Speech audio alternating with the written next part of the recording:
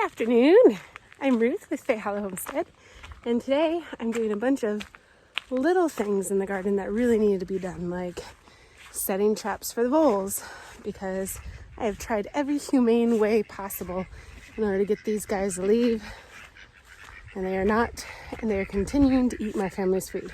So we're doing that. I found some breeding squash bugs that I want to get rid of, even though it's not squash bug day. And I am picking some beans, and I'm going to take some cuttings. And I am so excited about taking the cuttings. It is mid-July, and in my experience, that is the best time to take cuttings if you want to have a successful and quick propagation. When things are semi-hard, we don't want the hardwood, we want the semi-hardwood cuttings, and that's what we're gonna get in mid-July. So that's what we're doing today. This is what I want to show you. I'm gonna be doing my cuttings now, and I am so excited. It is a rainy, dreary day. It rained last night. It rained this afternoon. I hear thunder. I can't tell if that thunder is something that's off in the distance from the rain we had earlier, or if we're gonna get more. Get my buckets for the voles. And I got Sawyer in here with me. He's on the prowl for something. He went nuts earlier. Okay, let me show you what my setup is for getting cuttings. Okay, so I have this foam that I put in the ground, or in this bowl, and underneath this bowl is a bunch of water. I have 2 sets of clippers that I just freshly oiled and sharpened, and I have Sharpies. Now what I'm going to do is whenever I take a cutting somewhere, I'm going to stick those specific cuttings through either 1 hole or 2 holes, depending on, the amount of cuttings that I got. And then I'm going to write the name of what it is that I got here. And that way I can be out here. The cuttings won't dry out because they're in that water right away. I'll know what they are. I don't have to have a ton of different containers out here with me that are already labeled. And then I can bring these to the house and do with them as I will, in the comfort of a nice chair, at a table, something like that. So that's what I'm doing here. And now, always make sure that they're clean and freshly oiled and very, very sharp. One of the keys to getting a really good, successful cutting is having a very sharp blade so that the cut is clean. Okay, so cuttings are basically free plants. Blueberries get expensive. Any kind of berry bush, mulberry trees get expensive. Roses get expensive.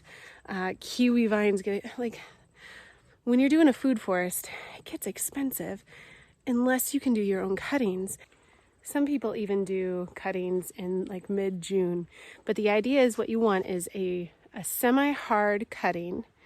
At least this is what I'm going for. If you have other methods that you like to use that work, great, that's awesome. But what I like to do is I like to get a semi-hard cutting from pretty much any plant. You really can do this with anything. If you want to propagate more plants cheaply, easily, this is the way to go. And let me show you what I mean by the difference between a hardwood and a softwood and a semi-hardwood, because that's a big deal. And I can show you that with my grapevine really easily. Okay, so this would be an example of hardwood. I can't bend that at all, right? And now at the tip of the vines, this is going to be, sounds like rain. This is going to be very soft wood, okay? But here, down a little bit, well, that's still a little bit hardwood. It's a little bit difficult to bend. Like near the end, but not at the end, is going to be this softwood where, see how I can still bend it, but it's not so soft that it's floppy like this, right? So that's what I mean by semi-hardwood. Let me give you another example. So the kiwis, here we go. Obviously hardwood, right? This is my male vine. Here's the end of the vine. This is very soft, right? And then down just a little bit, and it's usually going to be very close to the end. Down just a little bit. This is semi-hard, where it's just able to bend a little bit. That's what I'm going for, okay? You can do this with hydrangeas. You can do it with strawberries. You can do it with blueberries. You can do it with currants, like any of the berry bushes. I don't know if you can hear that. But man, that sounds like rain. Like serious rain, and it's getting darker.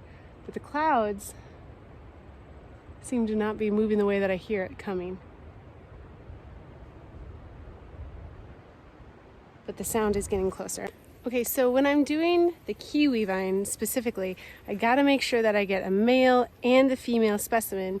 There's usually one male to every 5 female plants that you have. So I can get that cross-pollination, and wherever I plant in a different part of the yard, I will be able to get some fruit. So this long branch I've determined is male, but I already got myself a very long strand right here that's male. I got myself one female, but I'd like to get some more female. And look at this. Okay, do you see how long this vine is? I'm going to cut it right at the bottom of a node. So here is the node. Do you see where the leaf comes out? That's where roots can develop. So I'm going to cut kind of at an angle right there. And I've got this very long vine. Now, I'm not going to plant this whole thing. I'm going to cut this up into sections, and I'm going to plant several cuttings from just this one branch or vine. Okay, so I got 3 long vines for the female plants, and then I got 1 long vine for the male plant, because remember, you'll need 1 per 5 female plants, and so I think I'm going to be very well off with that. And now, if the weather holds, although it is starting to rain a little bit, I'm going to go start getting some mulberry and some elderberry cuttings, because elderberry is the bomb. Okay, so I will get some rose clippings, but right now I just don't want to. I'm avoiding the thorns. The gooseberries are really good things to get cuttings off of too, but right now I really just want to get to the mulberry.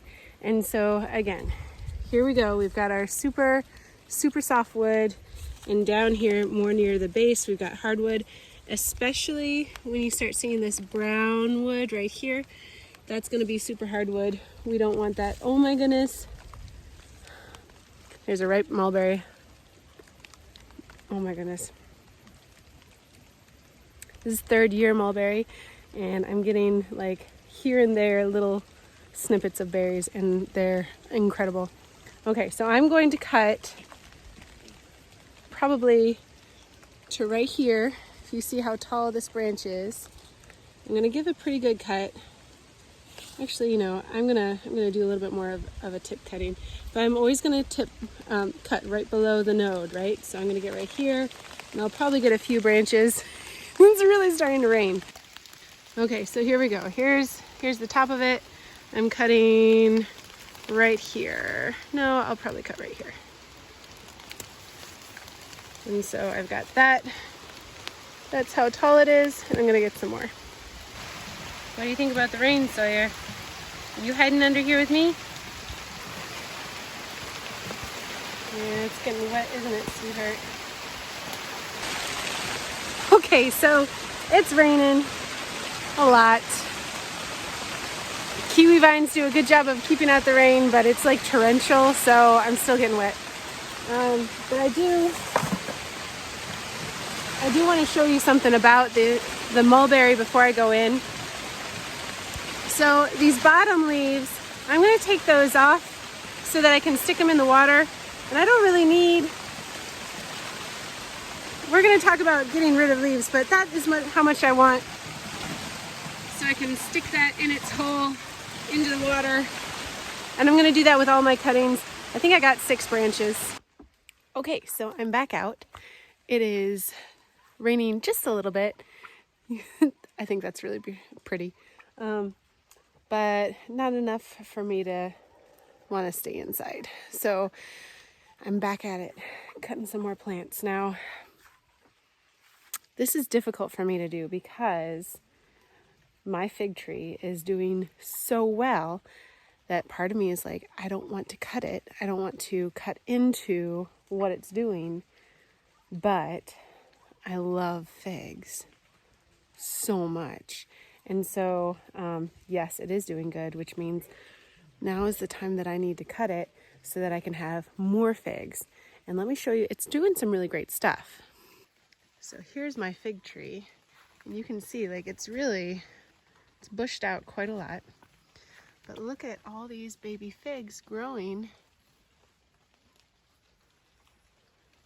I'm very excited about how this is doing.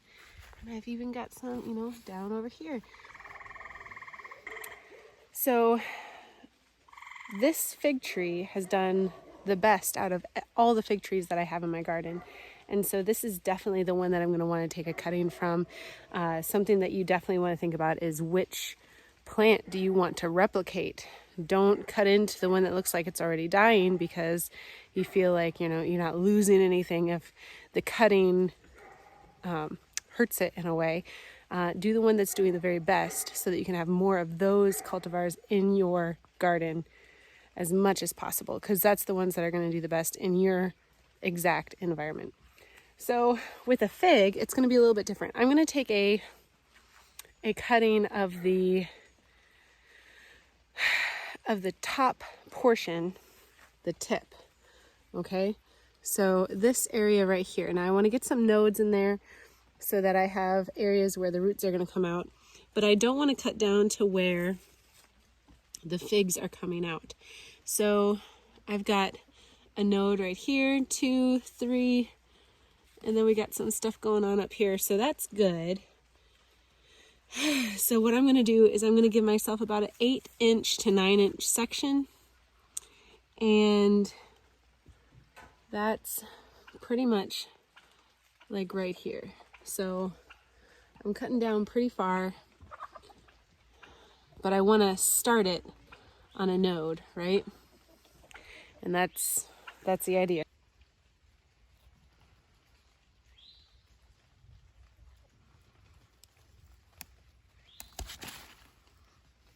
Okay, now this is very far away. Look at how juicy that is.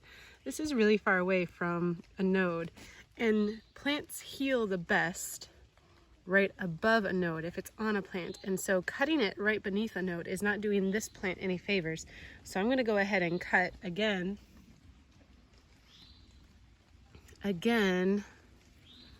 right here so that it has a better chance of being able to heal, okay?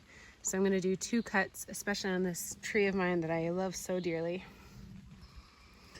And this is the cutting that I took. I'm going to take off a few of those leaves, especially that bottom leaf, and I'll stick that in the water down at the bottom. But I'm going to continue. I'm going to cut off the rest of them and then do that. Okay, so these are my white currants, and I'm going to do the same thing. I'm going to get tip cuttings. Now they look brown, but they're still soft wood or semi-soft, so that's okay. I wouldn't want to get anything newer than that, which is one of the reasons why mid-July is so good. We're far enough away from the fall where things aren't going to start going dormant, and then things start to slowly root instead of quickly root like midsummer when there's a lot of growth going on. So I'm going to get some from here, and that's going to be good. So here I am, I'm sitting at my table, and I have all of my cuttings that I made. I have my pots, and then what I do is I have a mix. Let me show you something that's a little bit easier to show, that I made myself. That is a cactus mix along with a bunch of perlite mixed into it. So what I want is fast draining, but I also want it to keep and retain the moisture. So the perlite does that, and then the soil doesn't become super boggy because it's a cactus mixed. Okay, so this is a white currant, and I've been keeping it in the water until I was ready to put this into the pots. A lot of people do cuttings with water rather than soil, but I just think that the roots develop a lot stronger if you do it in soil. And so it's okay to keep them in the water for a little bit. You don't want to keep them in very long.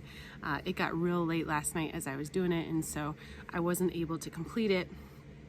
I left them in the water and we're good to go. So when you're putting your cuttings in the pot, something that you want to think about is making sure that you have cut right below a node. If you can see that, that's where a leaf would come out. And because that's where a leaf would come out, that's also a good area where roots are going to come out. So you're going to want to have one or two of those leaf node spots buried beneath the soil when you start your plants.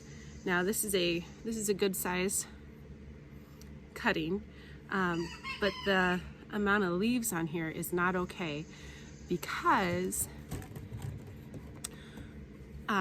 leaves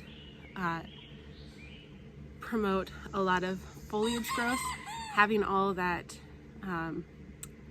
photosynthesis going on is too much. What we want to work on is root development.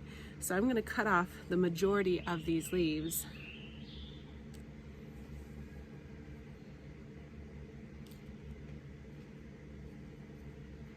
And it's pretty drastic.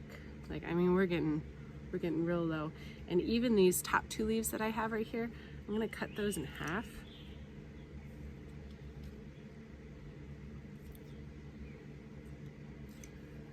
And so that's all that I'm left with right there. Now I have a little bowl of water that I stick those in. And then I have this, which is a rooting hormone. I got this from Lowe's. Literally any kind of rooting hormone is something that you can use. Some people prefer to use like bananas or apple cider vinegar or cinnamon, but I really like the rooting hormone powder. You can also get a liquid. You can also get like tablets that will dissolve into liquid. There's a whole bunch of different ones that you can get, but this is what I like. So, and they basically all work the same. I just take this and I stick it into the rooting hormone, tap it off, and then see how it's white on the bottom? That's rooting hormone. Now, when I first started doing this, I was like, I don't want to use rooting hormone, you know, I want to do organic gardening.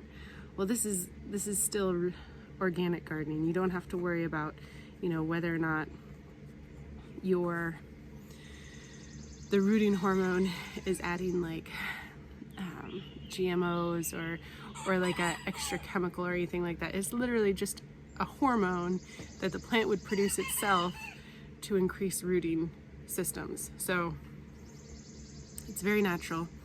Okay, so what I did was I just stuck that into the soil right there. Okay, so now I have lots of room for other ones. I make sure that the soil is pushed up against it. Now I don't have the soil super deep in this. You'll notice my figs I have a little bit deeper because I wanted to get two leaf nodes buried.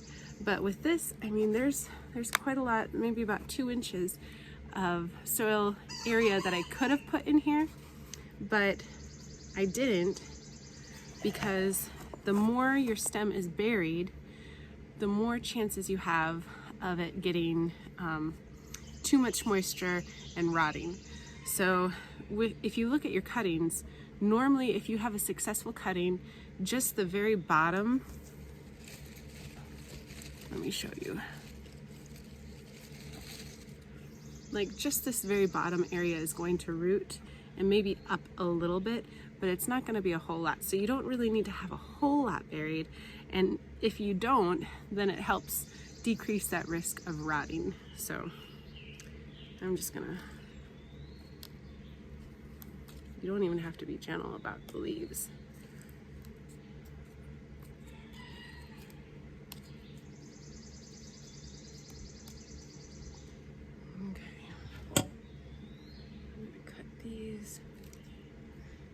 Now, something that you really want to think about when you're doing cuttings is you want to leave lots of room for airflow. You definitely don't want to have leaves pushed up against each other, creating an environment where it can stay permanently damp and moist and create rot or fungus or mold or anything like that. And so you'll see all my cuttings are arranged in a way that the leaves either are not touching at all or just barely touching. And I'm gonna stick this straight in. I don't even create a hole first. Some people do, I do not. But you'll see my leaves are not touching, and I'm good to go. Now, I really like these pots because I can write on the side what they are. And in such a humid environment, where we're gonna eventually put these, you definitely don't want something where the ink is gonna run and you're gonna forget what you have because, you know, the ink isn't there anymore. So I just write on the side. This is white currant. These are gonna be sitting in these pots for a few months before the roots develop, or at least several weeks. So it is of utmost importance that you mark what your cuttings are so you're not cursing yourself 6 months from now. Now, if you can, take your cuttings right after a rain or right after it's after you watered your garden very well, because the more moisture that is in the plant, in the stem, the easier it is going to be to root it, because it's not going to dry out as easily. So the main threats against your cuttings are either drying out or molding. And so you got to kind of keep like a happy balance. It's difficult sometimes, but if you create the right environment, it should be easy. I mean, seriously guys, every single cutting you take has the potential to become a new plant. And how much did I pay for these mulberries? Well, I got them as babies, so I didn't pay a whole lot. I paid, I think, $12 for 2, but I mean, that's $6 a plant, right? And already I have 5 cuttings planted, so you know, that's 6 times 5. I'm saving $30 right here. It's a variety that I already know that I like, and I know that it grows really well in our area because I grow it. And I take it from my most successful tree because those are the genetics that I want to pass on. So I'm just going to keep doing this, dipping it in the water, dipping it in the powder, pushing the dirt around it so that it's tight, making sure they're not touching, and I'll show you how it looks in just a second. So I realized I was talking about my currants as if they were the mulberries still. I guess I got mulberries on my mind. But these are white currants that I just did. I was able to get 9 in a pot and then 4 in another one. And I'm gonna combine my male kiwi with my pot that I still have some room in. So the male kiwi is a vine, but I'm just gonna cut this up into segments. And so I wanna leave one leaf starting at the bottom. Remember, we wanted that semi-hard, right? So we're able to bend it pretty good still. I cut it right below a node. So I'm gonna cut a segment that's about 6 inches long, right? And I'm just gonna keep doing that as I work my way down. This one's a little bit short, but that's okay. You don't wanna go shorter than 4 inches, I would say.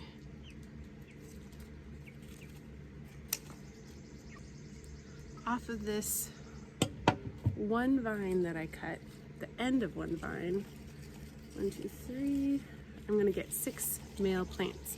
Now remember, for kiwis, you'll need 1 male plant per 5 females. So that's 30 female plants that I could get that would go with these. Okay, here I have 42 gooseberry plants, potential gooseberry plants. cuttings in the soil. I have 7 figs, I have 18 mulberry, I have, I don't know, I'd say like 24 female kiwi, and then, let's see, 9, 10, 11, 12, 13 white currant, and probably about 9 black currant. I don't remember what the numbers are for my kiwis, but it's quite a lot. Now some leaves are touching some places, and that's not really okay to me, so I'm going to rearrange this just a little bit so that they don't touch as much. But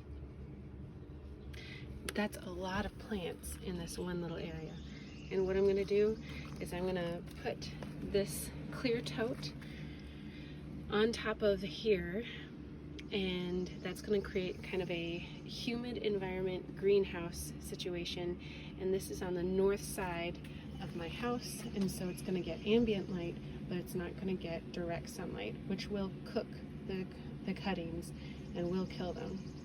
I also want to point out that this tray has drainage holes in it. All the pots have drainage holes in it. Very, very important that you have complete drainage in your cutting containers. Okay, so here is my little greenhouse that I got set up, keeping the moisture in. And if it seems to get too damp in there, I can just lift up the top a little bit, get some fresh air in there. But this is a really great environment for them to really do well quickly and root, so we can get some plants this year. I will be going out to the garden again today. I'll probably be getting some uva ursi cuttings, some cranberry cuttings, some lingonberry cuttings, raspberry cuttings, rose cuttings, stuff like that.